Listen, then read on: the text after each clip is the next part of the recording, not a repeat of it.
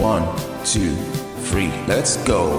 Wednesday afternoon, hoping you will tune into our show. In as much as I would love to help you, I have, I kind of know where that money is going. But there are ones that I've helped. There was a guy that I saw.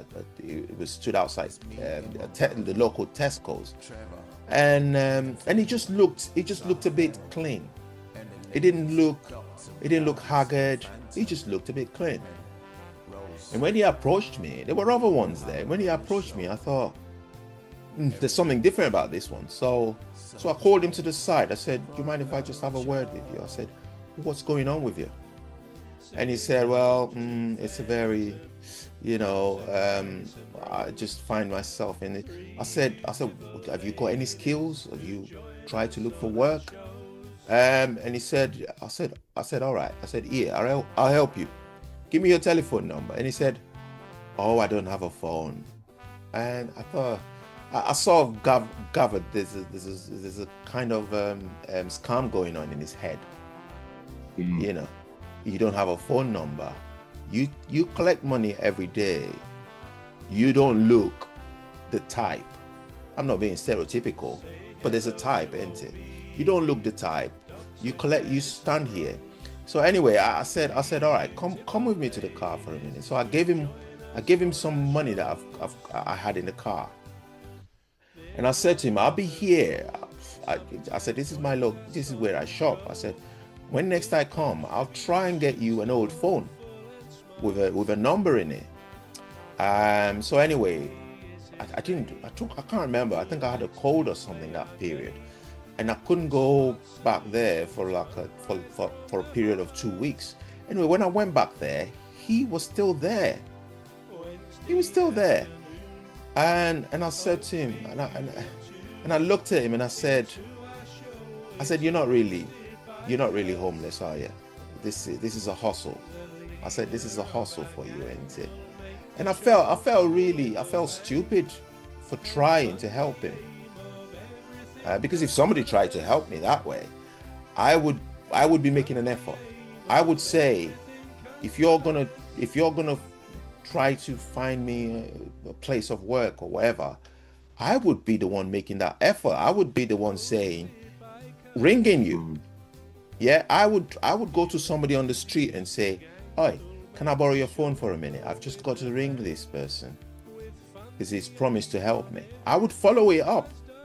But he never did anything like that. So So yeah, in answer to your question, I would, but on very rare occasions. I mean, the case the example you gave there of this fellow, without knowing that particular case, but I think you highlight actually one of the issues with, we call it homelessness. Let me just say there that I gather there is a stigma which people feel about being described as homeless or homelessness. And I think now the received wisdom is that the way to talk about this is to say people experiencing homelessness, because that doesn't sort of tie the stigma. And as you say, you don't know how long. We say, well, why aren't people doing something?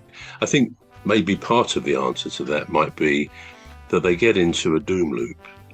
Clearly, a lot of people who are homeless do have addiction and alcohol problems, perhaps which they can't easily get out of. So, that's one issue. And of course, the other thing is I say about stigma, but maybe that's we need to recognise that we would almost describe in us, when we look at somebody, they're not really homeless because they don't fit the description. We want to see someone ragged, unshaven.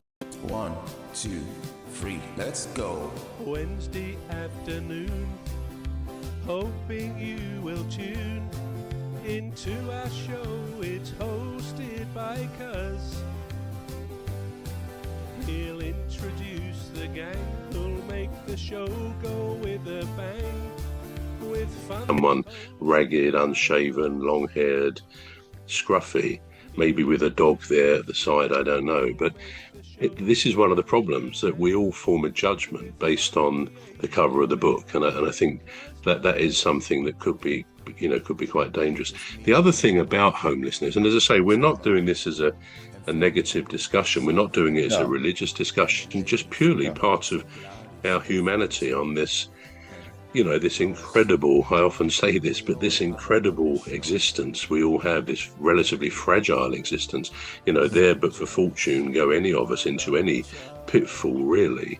But it remains an incredible existence with, as you said about not walking in other people's shoes, we cannot do that. So we can't really make too many judgments without having experienced that. And the incredible thing about us humans is we are all completely unique. Nobody sees or feels what we see or feel in the way that we do. It's obviously quite impossible. And it's sometimes a thought occurred to me recently, actually. Even at a football match, you see the crowd, if you're watching on television or you're part of it, and you're looking around, and every single one of those 30, 40, 50, 60,000 people, it's all revolving around them. We're all seeing everything else. And you can bring that down, say, to at home. Now, you're a married man. We think of our home, and we think of the person or the other person or the people in that. And that's how we think about it. You see your partner, they see you, but I don't see me, if you see what I'm saying.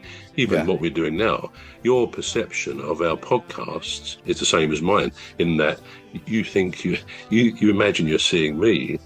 Well, not imagine, you do see me, and I see you. And that's how, when I think, we've got the podcast tomorrow, I think of your face. In the nicest possible way, Cuz, I must say. Because we're different. We don't really see ourselves short of looking in the mirror. We're not part of somebody else's experience of us. Now, I'm going a little bit off subject there, but so it's very hard in a way for us to make those judgments. People who know seem to say that it is perilously easy to fall into homelessness. Somebody could be under pressure at work and they start to drink too much. Alcohol clearly is a major factor in a lot of problems in people's lives. If used sensibly, I guess it's a great thing to make us feel good, but it is a factor which is not easily broken. I mean, I won't name the person, but there was a famous footballer a few years ago. He played in our top league, and he was an England international, or he was an international. And apparently he'd never had a drink, even up to the point he was playing for England. He played for England a lot of times. But anyway, one day after... 1, 2, 3, let's go. Wednesday afternoon, hoping you will tune into our show. It's hosted by Cuz. He'll introduce the gang who'll make the show go with a bang.